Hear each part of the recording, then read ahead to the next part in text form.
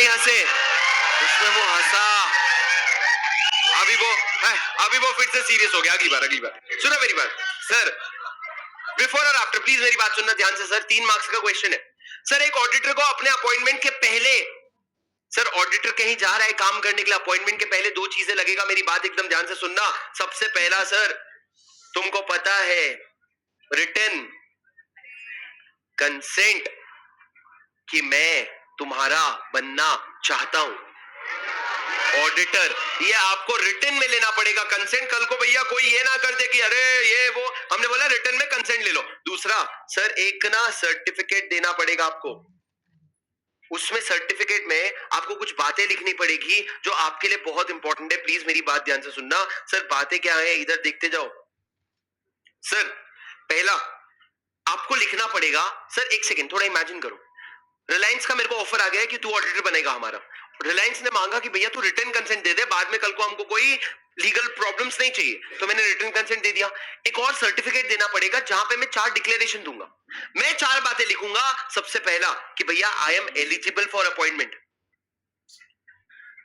Eligible for appointment मतलब क्या, आगे चल के सर बहुत सारे टर्म्स एंड कंडीशंस है जो आप पढ़ने वाले हो, तो आप अपॉइंटमेंट के लिए एलिजिबल हो। दूसरा सर, आप ये बोलोगे कि appointment is as per terms, appointment is as per terms. Sir आपकी कंपनीज एक्ट में ना बहुत सारे टर्म्स दिए हुए हैं। आप जब ऑडिटर बनते हो ना राजा, सिर्फ कंपनीज एक्ट नहीं लगता है आपको स्टैंडर्ड्स ऑन ऑडिटिंग भी लग जाता है, आपको सीए एक्ट भी लग जाता है। तो हमने बोला अपॉइंटमेंट जो है वो सारे टर्म्स को कंप्लाई करता है। तीसरा, appointment is with in limit. Sir limit क्या है? किसने बोला? कैसे पता? क्या पढ़ा था? क्या है लिमिट? गुड, ये नॉलेज बहुत कम होता है ऐसे, पर ये होना बहुत इंटरेस्टिंग है कि ऑडिट में क्या जितनी मर्जी उतने कंपनी का ऑडिट कर लूं? कर सकता है, पर दिन में हर किसी के पास 24 घंटे होते हैं, हर किसी का सीजन एक साथ आता है। ऑडिट का जो सीजन होता है वो एक साथ आता है, तो एक साथ कितने लोगों का काम कर लेगा? लॉ ने बोला मैक्सिमम लगा दूंगा मैं 20 का, तो 20 कंपनी से ज्यादा का ऑडिट नहीं कर सकता। 20 में क्या आएगा क्या नहीं आएगा वो मैं सब बताऊंगा आपको, लेकिन लिमिट कितने का है? 20 का है। और उसके बाद आप लास्ट में ये लिखोगे सर कि मेरा जो मिसकंडक्ट है ना, जितना भी मिसकंडक्ट है उस मिसकंडक्ट का मैंने आपको लिस्ट दे दिया है, और वो लिस्ट जो है वो ट्रू है और कंप्लीट है। ट्रू और कंप्लीट मतलब क्या? ट्रू और कंप्लीट मतलब आपका पूरा सही है और पूरा का पूरा कंप्लीट है। सर आप मिसकंडक्ट का क्या दोगे?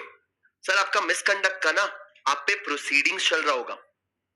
प्रोसीडिंग्स मतलब केस चल रहा होगा आप पे। मिसकंडक्ट मतलब वो नहीं भाई कि छेड़ दिया किसी को, वो वाला मिसकंडक्ट नहीं। सत्यम का scam is a professional misconduct. तो मिसकंडक्ट का अगर आप पे केस चल रहा है तो वो केस के बारे में भी आपको सब बताना पड़ेगा कि भैया सुनो, तुम मेरे को अपना ऑडिटर बना रहे हो, पर तुमको पता होना चाहिए कि मेरे ऊपर ये वाला केस चल रहा है। अब तुम एक सर्टिफिकेट दोगे कि जितना मैंने लिखा है उतना ही केस चल रहा है, उसके अलावा कोई और केस मेरे पे नहीं है। सर 4 बातें बताई, वेरी इंपॉर्टेंट। एक बार एग्जाम में सीधा क्वेश्चन आया था, what are the declaration that the auditor has to give before his appointment.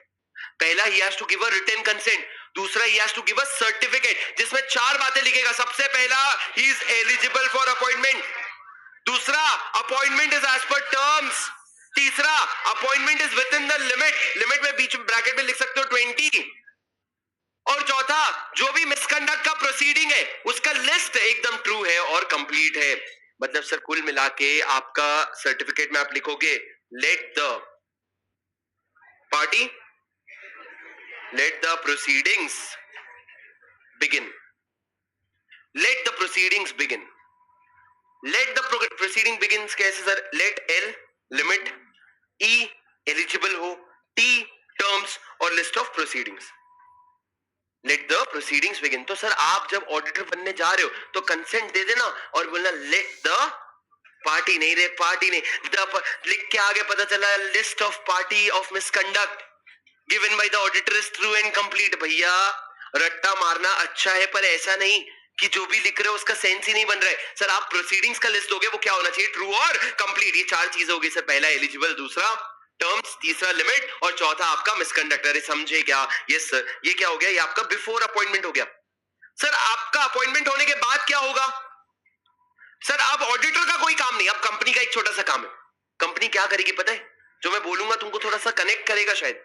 जैसे ही अपॉइंटमेंट होगा उसके 15 दिन के अंदर कंपनी जाके आरओसी को एक फॉर्म फाइल करेगी सर, जिसका नाम है एडीटी 1, जिसका नाम है एडीटी 1, कि भैया 15 दिन के अंदर आप अपॉइंटमेंट के 15 दिन के अंदर आरओसी को बता रहे हो कि हमने ऑडिटर अपॉइंट कर लिया है। मतलब सर आप जाके खुशियां बांट रहे हो, आरओसी आरओसी ये ले मिठाई, क्या हमारे यहाँ ऑडिटर आ गया, मेरे घर आया एक ऑडिटर, नन्हा ऑडिटर क्या सर, एक ऑडिटर, सुनो मेरी बात, एक ऑडिटर आया, प्लीज मेरी बात ध्यान से सुनना। सर इधर देखो, एडीटी 1, ऐसा कुछ जीवन में पहले कि ऐसा पहली बार हुआ है 17-18 नहीं ना आया है? क्या आया था सर? अगर एक बीसी है सर, एक क्या कितने बीसी है हमारे इंडिया में? तो कंपनी से बाहर बहुत सारे बॉडी कॉर्पोरेट्स हैं, ठीक है, सुनो मेरी बात सर। अगर आपका एक अगर बीसी है तो वो अगर ऑडिटर अपॉइंट करता है तो वो कितने दिन के अंदर बताएगा? 15 दिन के अंदर वो फाइल करेगा एनएफआरए 1, किसको? आरओसी को, और एनएफआरए को भी फाइल कर देना, आरओसी को भी और एनएफआरए को भी। इससे क्या होता है सर? अब देखो तुम याद करो सेक्शन 132 कौन सा सर? एनएफआरए। हम क्यों बताएं, वो तो आप बताओगे कौन सा। हाँ हम ठेका ले रखे हैं, हमारा काम है सर। मेरी बात सुनो, एनएफआरए में याद करो लास्ट में एक लिमिट था 4+1 वाला। क्या लिमिट की? कौन सी कंपनी का इन्वेस्टिगेशन हो सकता है? भाई बोलेगा तुमको याद है पर मैं बोलूंगा, तुमको याद है पर मैं बोलूंगा। Listed company, listed in India और outside India, unlisted company, paid up share capital वगैरह का लिमिट। तीसरा आपका SEBI, insurance, banking, electricity, statutory. चौथा any body corporate on reference of the central government. उसके बाद आपका फिफ्थ वाला क्या था? बाहर वाली कोई मटेरियल सब्सिडरी, इतना था। अब राजा मेरे को बताओ, जो बाहर वाली सब्सिडरी है, रिलायंस की एक सब्सिडरी है रिलायंस ग्लोबल आईएनसी, इंडिया की है कि इंडिया के बाहर की है? बाहर की। क्या उसको कंपनीज एक्ट अप्लाई होता है? नहीं, कंपनीज एक्ट तो नहीं अप्लाई होता ना। तो सर क्या वो एडीटी 1 भरता? सर एडीटी 1 जो ऊपर वाला है वो तो इंडिया की कंपनीज के लिए ना, कि कंपनी जैसे ही तुम ऑडिटर अपॉइंट करोगे आरओसी को बता देना। पर वो जो बाहर वाली कंपनी थी उसको तो एडीटी 1 नहीं लग रहा है ना, तो उनके लिए बनाया एनएफआरए 1। तो इसीलिए अब अगर आप सेक्शन 132 में पलटा के जाओगे तो वहां लिखा है बॉडी कॉर्पोरेट अदर देन 220 वाली companies, body corporate other than 220 वाली कंपनीज, क्योंकि 220 वाले तो एडीटी 1 फाइल कर रहे हैं ना। तुम समझे नहीं? मैं बताता हूं सुनो सर। पहले तो याद करो 132 का लिमिट क्या था। 132 में 5 लोगों को एप्लीकेबल होता था, 4+1। ये जो 4 थे ये इंडिया की कंपनीज थे। कहां के? इंडिया के, मतलब incorporated under the companies act. +1 क्या था? अ सब्सिडरी और associate which is outside India and material. Sir outside India मतलब कंपनी इनकॉर्पोरेटेड आउटसाइड इंडिया, उसको कंपनीज एक्ट लगेगा क्या? फॉरेन कंपनी छोड़ दो अभी, फॉरेन कंपनी छोड़ दो अभी, वो प्लेस ऑफ बिजनेस वगैरह छोड़ दो, बाहर की कंपनी है, कंपनीज एक्ट लगेगा क्या? नहीं। क्या ये बाहर की कंपनी, मान लो रिलायंस इंडस्ट्री की एक सब्सिडरी है रिलायंस ग्लोबल आईएनसी, सर कहां की है? यूएस की कंपनी है। मेरे को बताओ क्या ये कंपनी एडीटी 1 फाइल करेगी? एडीटी 1 है क्या सर? पहले ये बताओ। एडीटी 1 है ऑडिटर के अपॉइंटमेंट का, कि आरओसी मैंने एक ऑडिटर अपॉइंट कर लिया है। ये तुम तब फाइल करोगे जब तुम इंडिया की कंपनी हो। इंडिया की कंपनी मतलब 2+20 वाली कंपनी। तो अगर रिलायंस अपॉइंट करेगा तो वो फाइल करेगा, पर भैया रिलायंस ग्लोबल आईएनसी को ये प्रोविजन अप्लाई नहीं होता, तो वो एडीटी 1 फाइल नहीं करेगा। Okay no problem. पर अब मेरे को एक बात बताओ, अगर मेरे को एनएफआरए को अगर इसके पीछे पढ़ना है या इसके ऑडिटर के पीछे पढ़ना है तो इसको पता तो होना चाहिए ऑडिटर कौन है। तो हमने इस पे ऑब्लिगेशन डाला कि तू आरओसी को और एनएफआरए को खुद से बता देना इन द फॉर्म एनएफआरए 1, और उसमें भी टाइम लिमिट वही था 15 दिन का, ऑडिटर के अपॉइंटमेंट के 15 दिन के अंदर। अब तुम एक और बात बोलोगे, ये बाहर वाला मानेगा क्यों? क्योंकि तू इंडिया की कंपनी की सब्सिडरी है, तो इंडिया की कंपनी पे डिपेंडेंट है। तू मेरी बात माने, ये रिलायंस इंडस्ट्रीज की जिम्मेदारी है, रिलायंस इंडस्ट्रीज लिमिटेड की जिम्मेदारी है कि ग्लोबल आईएनसी मेरा कंप्लायंस करेगा, वरना रिलायंस इंडस्ट्रीज लिमिटेड जो है ना वो भरेगा। जो भी पेनल्टी लगेगा। अरे समझ रहे हो क्या तुम मेरी बात? सर ये क्या हो गया, NFRA 1 वर्सेस ADT 1 का कंपैरिजन। अब आगे बढ़ते हैं, जो जो 2017 की कहानी है। आ जाओ।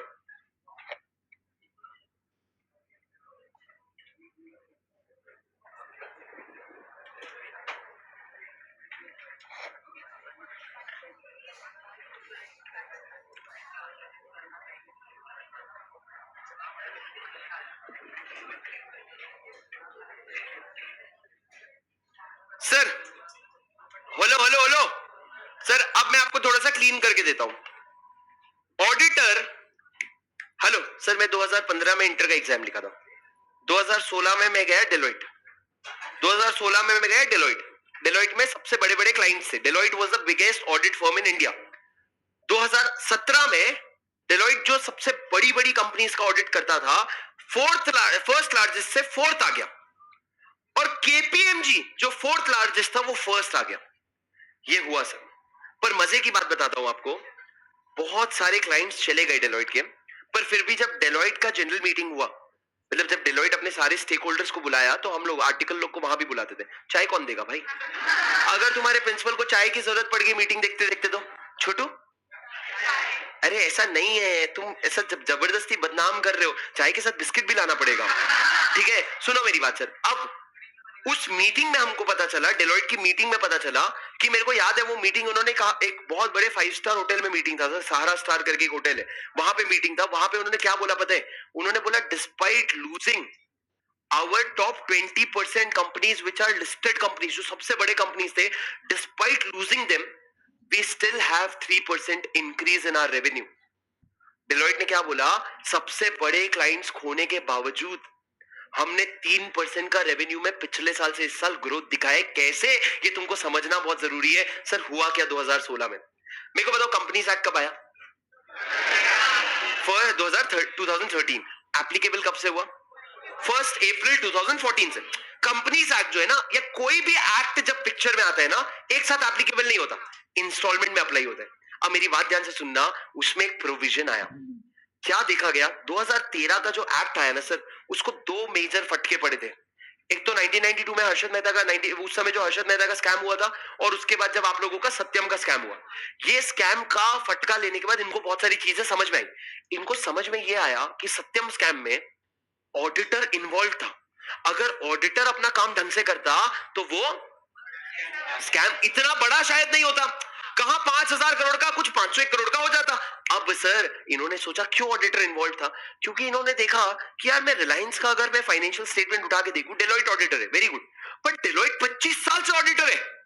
अबे उनके घर के रिश्ते बन गए होंगे, दोनों के बेटे स्कूल साथ में जाते होंगे, इतना अच्छा कनेक्शन बन गया होगा कि अब दोनों अलग अलग लोग नहीं है।